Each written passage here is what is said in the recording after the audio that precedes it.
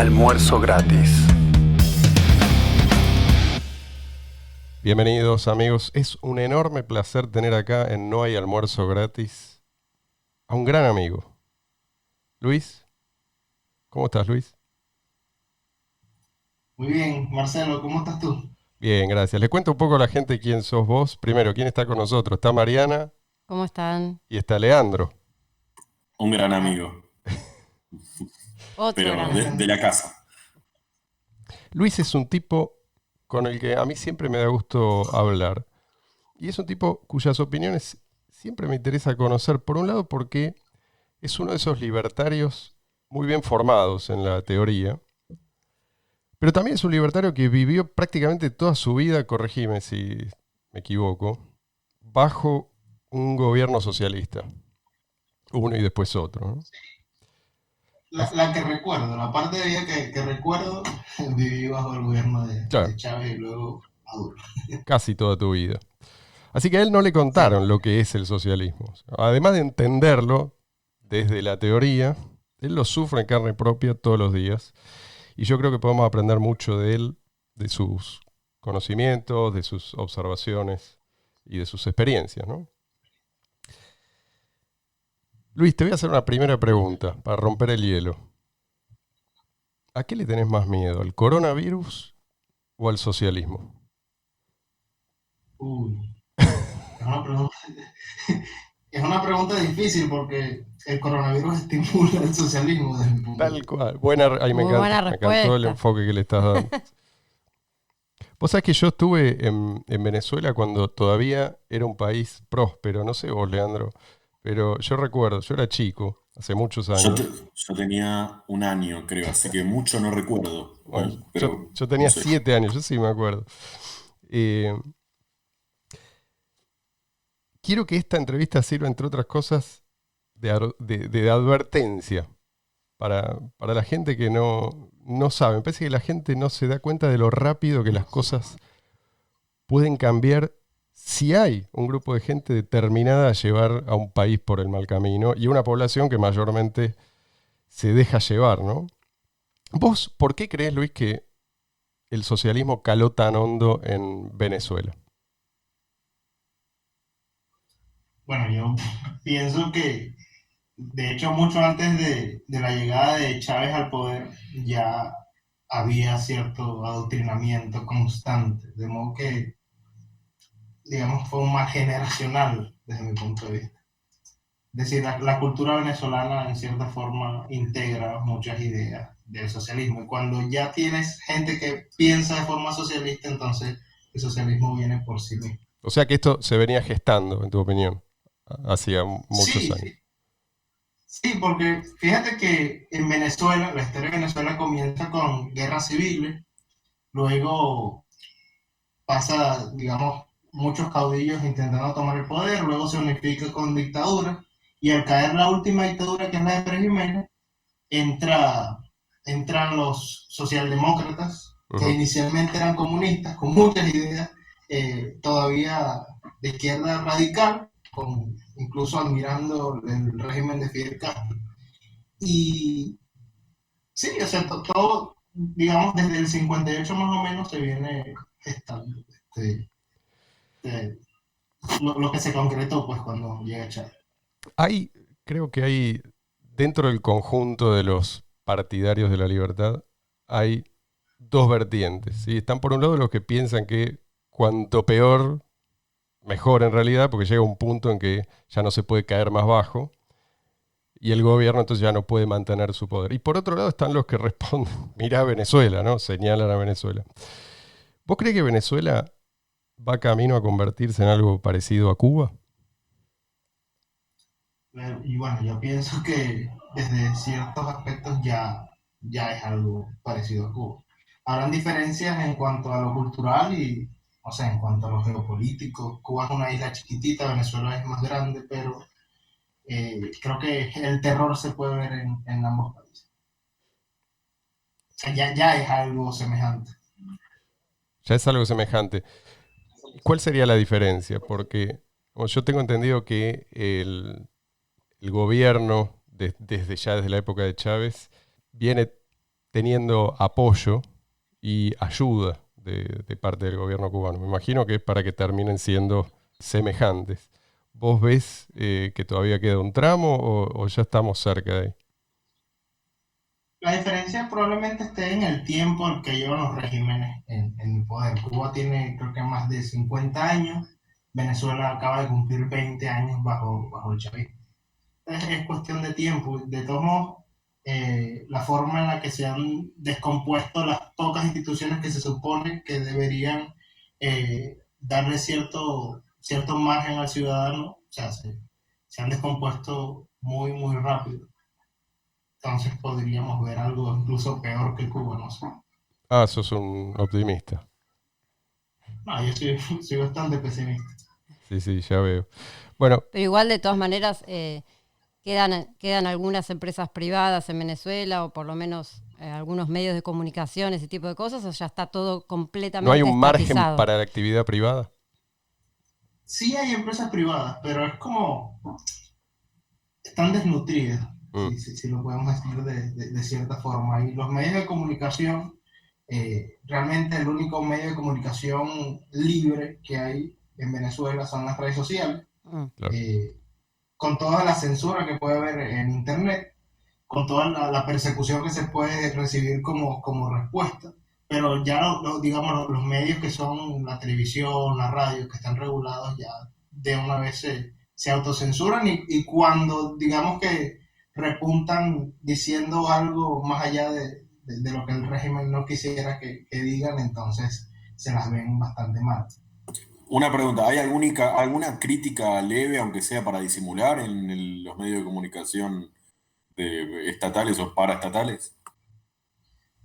Yo diría que no, porque cuando vemos que los medios de comunicación cubren ciertas noticias que son polémicas, o sea, lo hacen desde no sé, yo lo que veo es una falsa neutralidad que al final dota de todo contenido la denuncia. O sea, no hay nada frontal, es simplemente como una forma más de entretenimiento. Es como que, ok, esto pasó y ya, no tiene nada de contenido. Y en Internet, vos dijiste que las redes sociales son el único espacio libre, digamos, de comunicación. Hay algunos, digamos, periodistas o influencers, llamémoslo, que tienen muchísimos seguidores y son claramente opositores o no se animan. Sí, sí los hay, pero digamos que los que cruzan más allá de cierta raya rápidamente se van a ver perseguidos por los organismos del Estado. Es algo bastante común. Luis, una pregunta al margen de lo que el gobierno está haciendo para mantenerse en el poder. Quiero centrarme en cómo hace la gente para lidiar con esto, cómo se las ingenia la gente para vivir bajo el socialismo. ¿Sí? ¿Es el mercado negro el que salva, por así decir, el que salva las papas, como dicen los agoristas, que en definitiva, si la gente, bueno, logra mantenerse viva y nutrida es gracias al mercado negro, o es que todavía quedan canales oficiales que más o menos sirven a la población? Yo diría que sí, o sea, el venezolano ha sido empujado hacia la informalidad. Muchas personas, de hecho, o sea, la mayoría de las personas que te van a encontrar tienen su empleo, pero el empleo no les da para vivir. Si tienes una casa donde hay varios adultos, lo más probable es que todos los adultos trabajen y aún así entre todos es muy difícil llegar a fin de mes. Y lo que toca es también, aparte del empleo, rebuscarse, como decimos acá. O sea, buscar la forma, alguno que compra, vende dólares, no sé, algún tipo de... incluso ayudando a otros a vender cosas para así ganar alguna comisión, etcétera. O sea, se mueve todo, digamos, la gente tiene que saber moverse para poder tener una vida más o menos cómoda, entre O comillas. sea, cobra importancia, me imagino, la confianza mutua, ¿no? Es decir, estas redes que funcionan al margen de los mandatos gubernamentales se mantienen porque, bueno, pues la gente las precisa Sí, cobra importancia, yo diría, la proactividad, pues, para buscar los negocios. El que es proactivo y tiene algunos ciertos dotes sociales y aparte, no sé, está dispuesto a buscar la forma, que de alguna forma tendrá más resultados, mejores resultados, que quien es más tímido para estas cosas o, no sé, simplemente no se atreve. Te pregunto cómo es el tema, viste que en Cuba una parte muy importante de los ingresos de las personas proviene de afuera, de las remesas. ¿En Venezuela sucede algo similar? Sí, es muy común que personas en el exterior le envíen dinero a sus familiares. De hecho, muchos venezolanos han migrado en masa precisamente para esto, sea para sobrevivir ellos mismos o para enviarle dinero a sus familiares.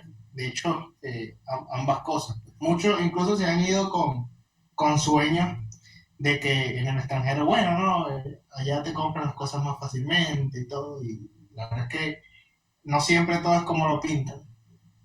Y Yo hay, creo que hay, tanto para los venezolanos que están dentro como para los venezolanos que están fuera, hay un gran coco que es la depresión que acompaña todo este tipo de situaciones. y hay algún La tipo de depresión restricción anímica, decís. de respecto a las remesas.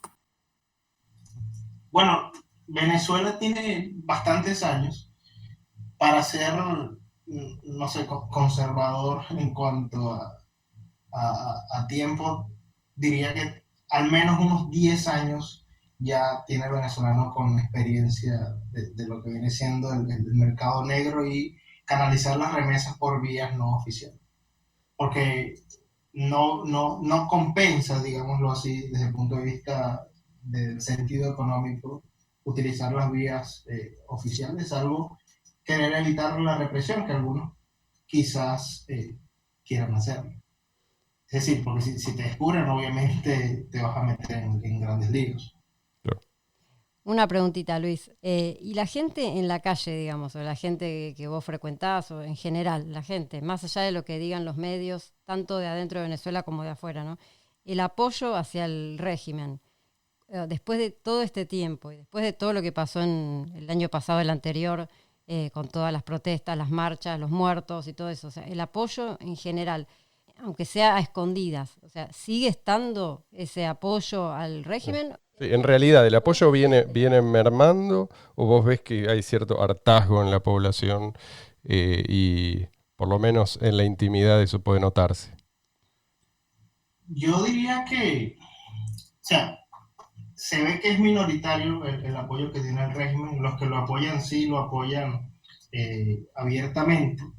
Pero hay cierta tendencia, incluso entre los sectores que se llaman opositores, siempre a culpar al mercado. O sea, la culpa siempre la tiene el comerciante, Sí. aun cuando uno les explica por qué no es así. La verdad es que es una tendencia que la gente prefiere pensar que la culpa es la codicia, el capitalismo, incluso en un sistema donde todo está hiperregulado.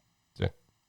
O sea que no hay un despertar, digamos, de la gente, o sea, a pesar de que viven la realidad todos los días, no pueden hacer Esa la conexión. conexión entre lo que están viviendo y las causas de eso que están viviendo.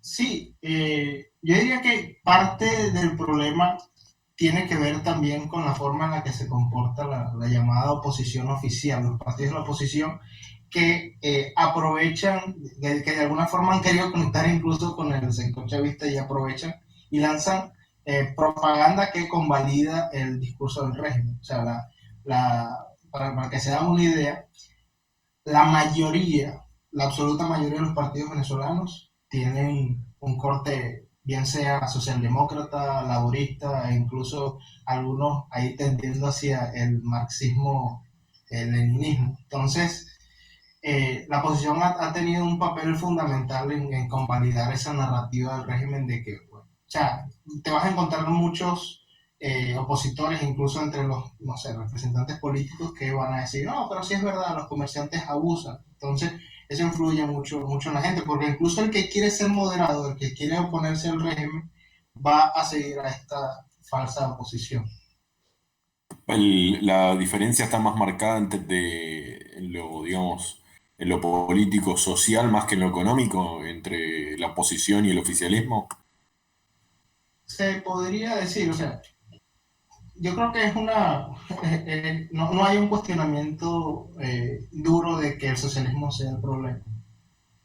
Es más como que, bueno, si administráramos nosotros fuera diferente, porque, y esto es un dicho entre ellos, con AD se vivía mejor, o sea, acción democrática, Yo que diría que no, no eh, solo no está la conciencia de que el socialismo es el problema, sino que el socialismo se alimenta de los problemas. Es un poco como decía Ayn Rand, no me acuerdo exactamente la frase, pero la idea era esta. El problema, cualquiera sea, no es en realidad el problema. El problema es cualquier cosa que obstaculice el camino a la revolución o las reformas que ellos quieren hacer. O sea, los socialistas siempre toman un problema, lo exacerban y lo convierten en un arma para servir a su causa.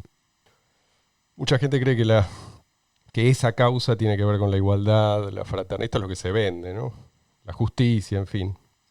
Pero creo que tenemos pruebas de sobra de que los socialistas son simplemente criminales que buscan imponer un sistema que les permita salirse con la suya, ¿no? Hacer la máxima cantidad posible de daño sin tener que enfrentar las consecuencias, como nos pasa a todos los demás. Yo no le pido al común de la gente que se interese por el problema de la imposibilidad del cálculo económico en el socialismo, que no les pido que lean a Mises. Pero es desalentador cruzarse con venezolanos convencidos de que el problema en realidad es Maduro, incluso fuera de Venezuela. Hay mucha gente que cree que el problema en realidad es Maduro y no tanto Chávez, ¿sí? Que fue en realidad el arquitecto del desastre. O sea, en otras palabras, vos pensás que la mayoría de la gente considera que el desastre no se debe en realidad a la implementación del socialismo. Digo, la mayoría, no digo la gente completamente dependiente del Estado. yo diría que incluso la gente que tiene como, no sé, como un resplandor de esto, te va a responder esa pregunta dudando. Mm. Incluso los que se atreven a pensarlo van a decir, bueno, no, quizás no. Eh, el plan, y esto hay que tenerlo muy en cuenta, todo lo que está pasando ya había sido anunciado por Chávez, no, no es una casualidad, no es que Maduro traicionó el legado de Chávez, como dicen incluso varios opositores. Ahí, desde los líderes de la oposición, hay algunos que dicen, de hecho, en estos días, Guaidó decía que Chávez estaría molesto con Maduro Oh, por los resultados, y lo cierto es que no, todo esto ya estaba anunciado, hay documentación publicada en los tiempos de Chávez que ya decían cómo iba a ser lo que ellos llaman el proceso revolucionario. y vos pensás que Guaidó Pero, dice eso porque es lo popular, digamos, no sé qué pasa. Porque sabe no, que eso mide bien y que es lo que la gente en su mayoría quiere escuchar, o porque realmente lo piensa. mira, lo que pasa es que, digamos, durante todos estos años, la parte de la población ha estado protestando, buscando lo que viene siendo la liberación y una transición. Y siempre los partidos de la oposición agarran lo que piensa la gente, pero lo distorsionan. Entonces, ellos han estado buscando una transición, pero con algo que se han inventado ellos, una etiqueta, que si el chavismo democrático, cierto sector del chavismo que de alguna forma ha querido huir de las sanciones, de la justicia y se ha puesto del lado de la oposición, Mm. pero que, bueno, son criminales, básicamente. Y precisamente por su unión con ese chavismo, entre comillas, democrático, yo diría que toman esa clase de discurso, esa clase de narrativa. Entonces, yo creo que es una mezcla entre creerlo y que les conviene, porque es lo que ellos han formado. Una pregunta que me interesa a mí saber, siempre me la pregunté con respecto a Venezuela. Chávez había hecho un golpe de Estado, murieron muchas personas en ese golpe de Estado y obviamente en el mundo se veía que lo que quería hacer era imponer el socialismo así bien a la cubana. Sin embargo, después en la campaña, durante la campaña, creo que fue en 1998, si no me equivoco, Él había dicho que Cuba era una dictadura, que no estaba dispuesto, que no iba a ser socialismo, sino que iba a ser como algo en el medio, que llamaba inversiones a los inversionistas extranjeros. Bueno, en fin, todo Lo lo contrario a que lo no que hizo dijo, sí, sí. después, claro, todo lo contrario a lo que hizo De después. hecho, se vestía de traje en ese momento, de traje y corbata. Y Después tenía cambió unos por el... modales muy buenos, se dejaba Eh, entrevistar por gente que era claramente opositora al populismo. Uno de ellos fue Jaime Bailey, que lo entrevistó. Entonces, mi pregunta es, ¿vos crees que en Venezuela, en ese momento, votaron al Chávez, del que se temía que iban a poner el socialismo, o al otro que actuó de más moderado? Yo pienso que la mayoría de la población votó a lo que ellos pensaban que era el Chávez moderado, incluso a pesar de las advertencias. Hubieron periodistas que sí que le plantaron cara, entre ellos Oscar Llanes, que estuvo bastante tiempo diciendo que el régimen que estaba implementando Chávez no era un régimen democrático, que no era una dictadura convencional y que las vías para sacarlo no iban a ser, no podían ser vías democráticas convencionales. Pero sí, la mayoría de la gente votó a ese Chávez disfrazado y yo creo que eso es lo que hacen, digamos, los socialistas, sobre todo los que se relacionan al Foro de Sao Paulo cuando intentan llegar al poder en un país donde la mayoría de la población no está, digamos, inicialmente polarizada en cuanto a socialismo y capitalismo. Claro. Entonces ellos se venden como alguien fuerte, pero que va a negociar para que los privados no abusen y para que el Estado funcione, pero a la vez no van a ser como Cuba. Y al final lo que tienen en mente es exactamente eso, Cuba. Sí. Una preguntita. A nivel generacional, porque uno pensaría, por un lado, que la población o sea, de 20 años o menor de 20 años que se crió, digamos, que toda su vida mamó el socialismo, mamó el chavismo y ahora Maduro, estaría, digamos, adoctrinada y, digamos, con toda esa influencia. Por otro lado, lo que se vio cuando fueron las protestas es que los estudiantes y los jóvenes eran los que más salían o los que más impulsaban esos movimientos de rebelión y de oposición al régimen. Entonces yo me pregunto, a nivel generacional, ¿cómo es el apoyo? ¿Cómo está o sea, cómo se divide la población? Porque por otro lado, los que lo votaron fueron son los que ahora ya son más grandes, y los que lo reeligieron y los que lo apoyaron son más grandes. Entonces, ¿cómo es La digamos, la distribución del apoyo. distribución, sí, a nivel generacional? Yo diría que la mayoría de los jóvenes se consideran opositores, sea que apoyen la idea de que la única salida es por la fuerza o que piensen que hay todavía alguna esperanza en la salida por los votos. O sea, el sentimiento general es que el régimen debe salir. Pero Ah, preocupa bastante que, y esto se ha visto bastante, esto se vio cuando hubo protestas donde fueron los estudiantes los que pusieron el pecho, básicamente por el vacío que hay de representación en los partidos.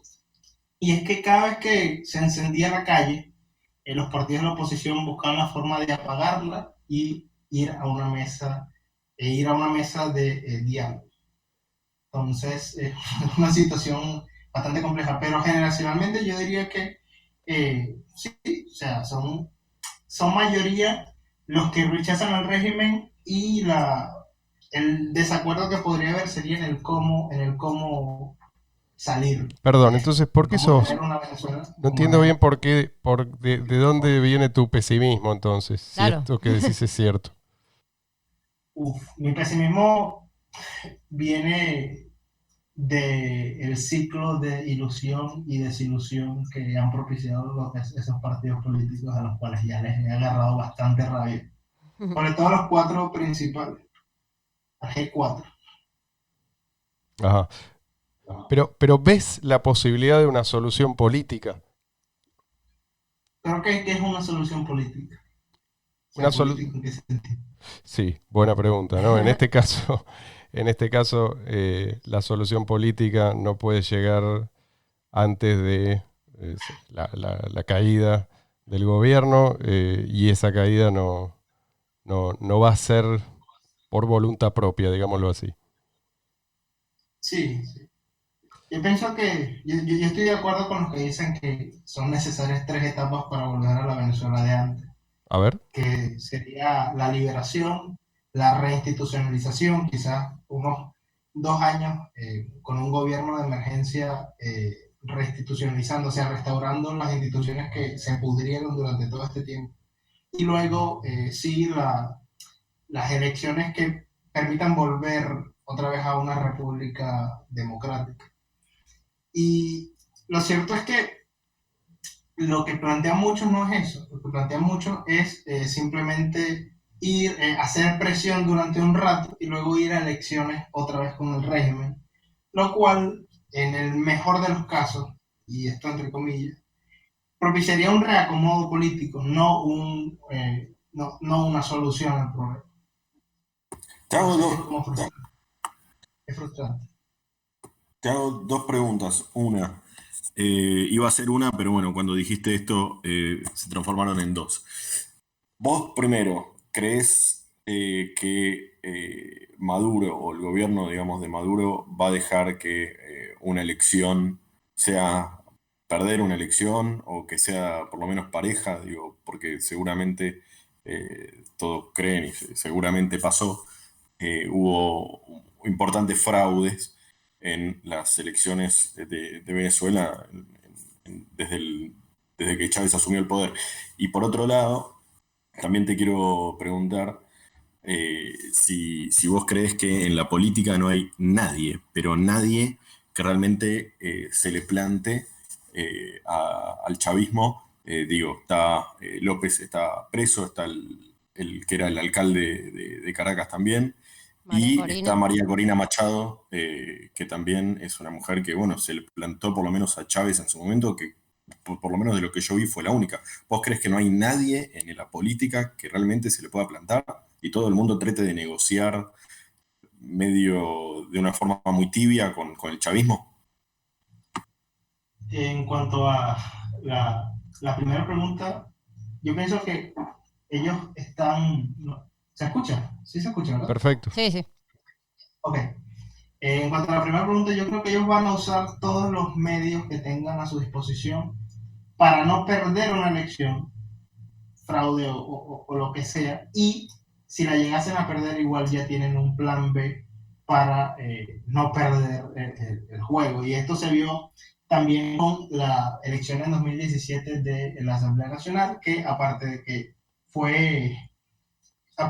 puso, digamos, promesas que nunca cumplió, y aparte de que fueron unos inútiles, también fueron rápidamente reducidos por las jugadas que ellos hicieron. O sea que ese año ellos ganan la Asamblea Nacional y ellos tenían que asumir en enero. Y en diciembre el régimen forzó a varios magistrados del Tribunal Supremo de Justicia a dimitir para poner otros magistrados del Tribunal Supremo en contra de todo el protocolo.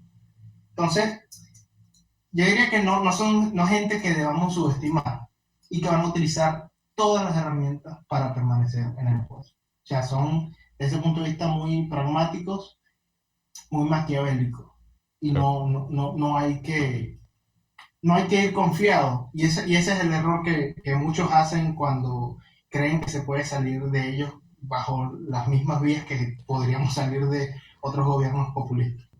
Y en cuanto a los líderes, yo pienso que pueden haber ciertas pocas figuras rescatables que podrían asumir la política más adelante. El problema es que no son los que están mejor posicionados, no son los que el sistema permite que estén bien posicionados. O sea, ciertas figuras como Leopoldo López, Capriles, yo diría que más hacen daño a la causa de la liberación de lo que ayudan. Otras figuras como María Corina, Julio Jiménez Guedler, llamado Julio Coco, sí han demostrado que tienen un criterio mejor, pero no tienen el mismo alcance. No tienen el mismo alcance y no les permiten tener el mismo alcance, porque por ejemplo yo he sabido de casos en los que los propios partidos del G4, el G4 que fueron los partidos que nombré ahorita entre comillas opositores, son Primero Justicia, Voluntad Popular, Un Nuevo Tiempo y Acción Democrática. Ellos están muy cercanos, por ejemplo, con la prensa. Y cuando a ellos no les conviene que suba alguien en popularidad, ellos inmediatamente le escriben a sus amigos de la prensa para que no le den, para que no cubran a esas figuras que la cuestionan. Entonces es bastante difícil porque no solamente, para la liberación no solamente tienes que vencer al sistema chavista, sino que también tienes que vencer al sistema opositor. Quizás otro problema es buscarle una salida, digamos así, elegante al chavismo, ¿no? Porque si uno se pone por unos segundos en los zapatos de la élite gobernante, en este momento, ya para ellos, me imagino, ¿no? No dar un paso al costado es una cuestión hasta de supervivencia y no solo política. No sé qué pensás de esto.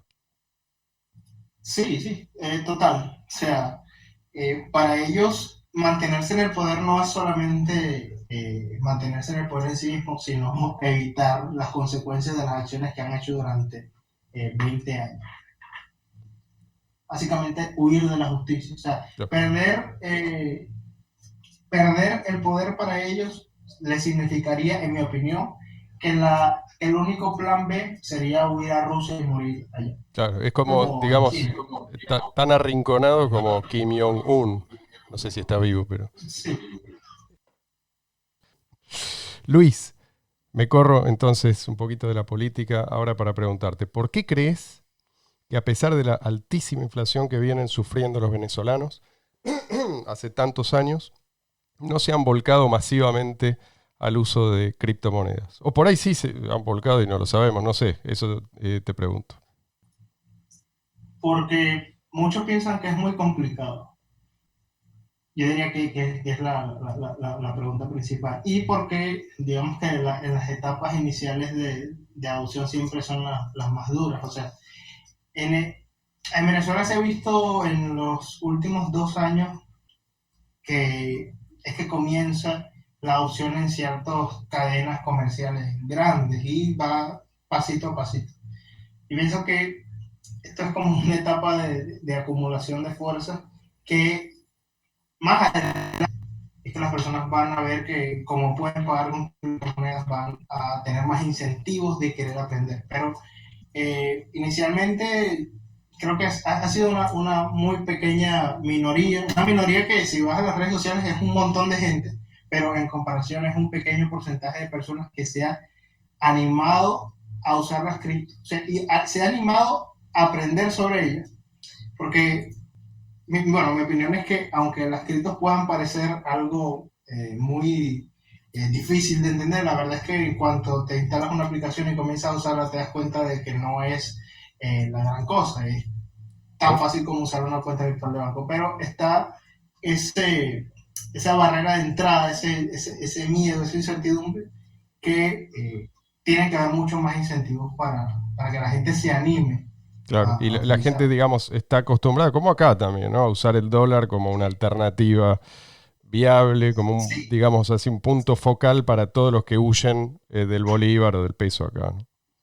Sí, incluso yo diría que si no existiera el dólar y no existiera una moneda capaz de cumplir, de tomar ese rol que ha cumplido el dólar todos estos años, las criptomonedas hubieran sido adoptadas mucho más rápido. O sea, ponte que no estuviera el dólar, ponte que el euro no fuese una alternativa y que quizás el peso colombiano no pudiese penetrar tanto hacia el interior del país. Eso quizás habría acelerado por una cuestión de necesidad la adopción de las criptos. Pero hasta ahora la gente se las ha apañado muy bien con el dólar en efectivo, incluso ahora, incluso en medio de la pandemia. Claro. Las personas usan el dólar en efectivo más como medio de pago y también como almacén de valor, y al tener cubiertas sus necesidades no se han visto obligados a usar cripto. También es cierto que las criptomonedas siguen siendo demasiado volátiles como para ser ampliamente adoptadas, ¿no? Es cierto que ahí también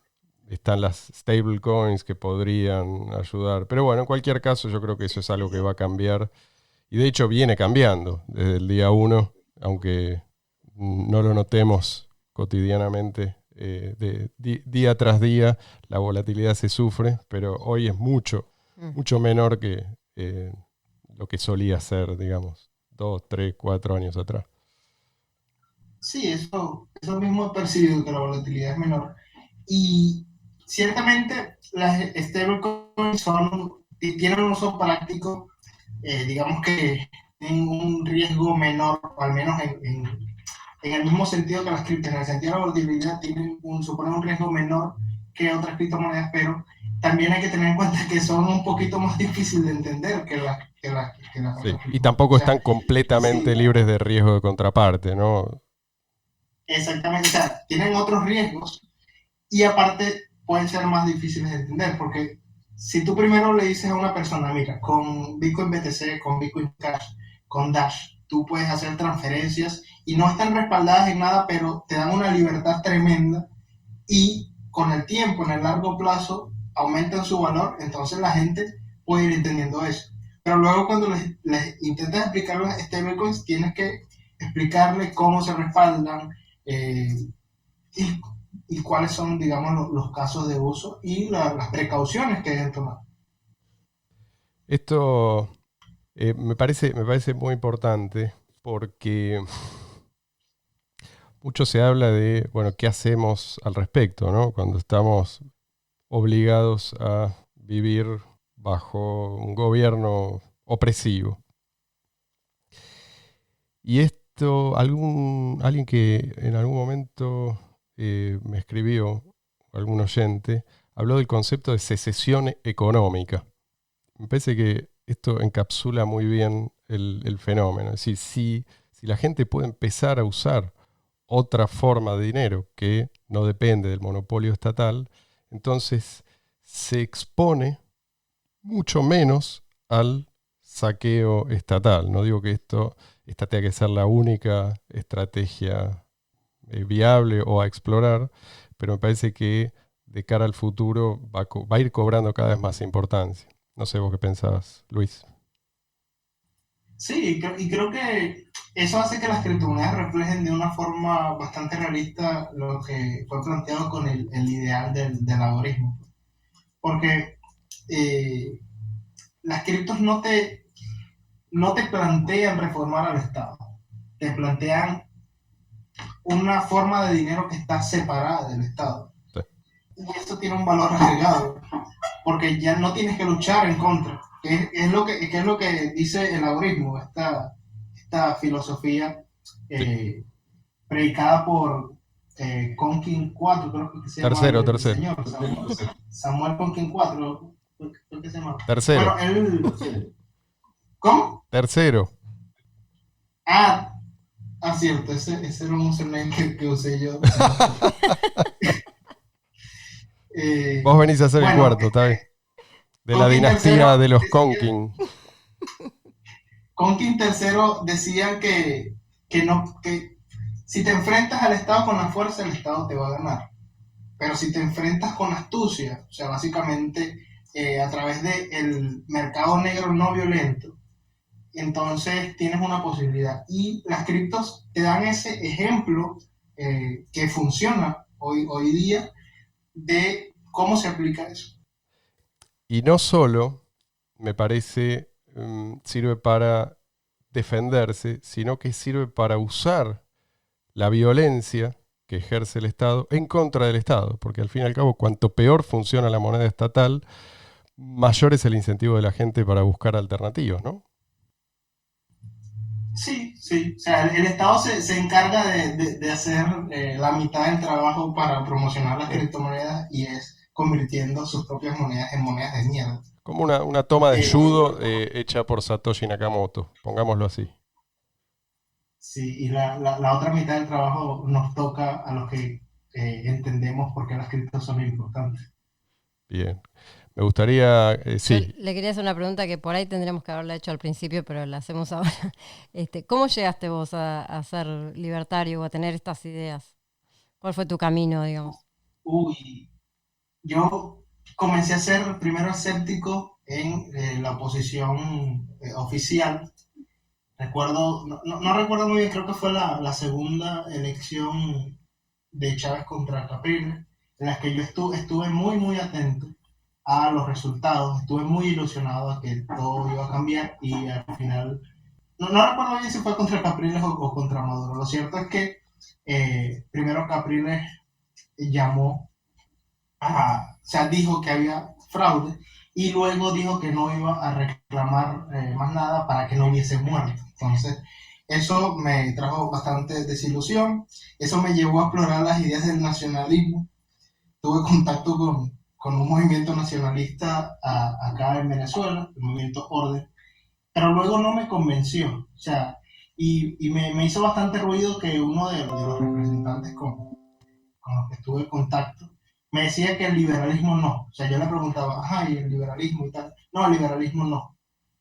Y precisamente eso de no quererme dar respuestas del por qué el liberalismo no, me puso a leer el liberalismo, pasé unos meses del liberalismo clásico al minarquismo y luego al anarcocapitalismo y bueno, ahorita estoy aquí. Acá estamos.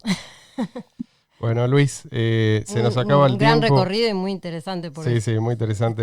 Estando en el lugar del socialismo a full es difícil. O sea, me resulta más complicado hacer ese camino y encima con todos los escollos que tuviste que sortear seguramente. El camino se hace fácil una vez que te das cuenta de que ninguna de las dos clases políticas, ninguno de los dos grupos políticos principales ofrecen algo que te convenza. O sea, una vez que entiendes eso, ya te puedes ir ya puedes conocer y entender el valor que tienen algunas teorías políticas y económicas que por lo general la gente ni siquiera se anima a, a considerar.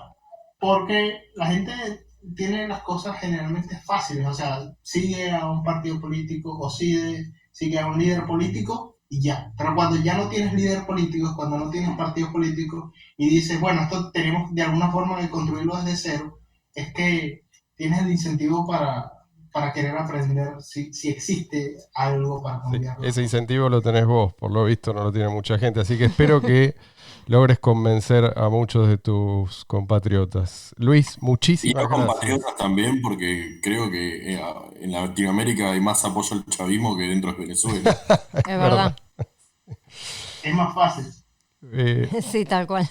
Bueno, tenemos poco tiempo, así que decirte nomás que fue un placer, como de costumbre, conversar con vos, Luis. Y muchas gracias también a todos los que nos están escuchando. Si lo están haciendo vía YouTube, no olviden suscribirse al canal. Que tengan un muy buen día. Será hasta la próxima.